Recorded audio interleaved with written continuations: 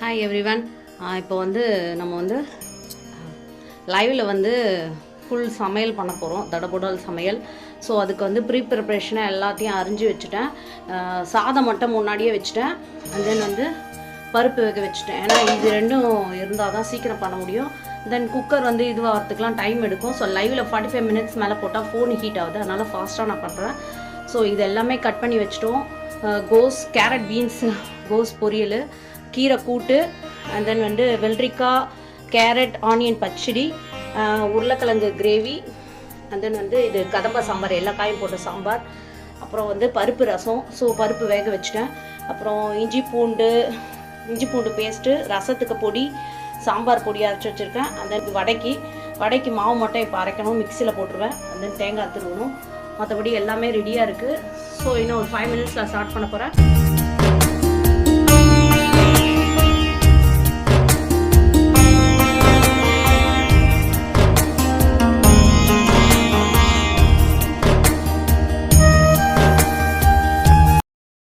White rice, கதம்ப சாம்பார், பருப்பு ரசம், carrot beans கோஸ் பொரியல், கீரை கூட்டு, உருளைக்கிழங்கு கிரேவி, பருப்பு டால், நெய், தாளிச்ச மோர், அப்பளம், வடை, பாயாசம், ரைத்தா, வெள்ளரிக்காய், ஆனியன், கேரட் ரைத்தா.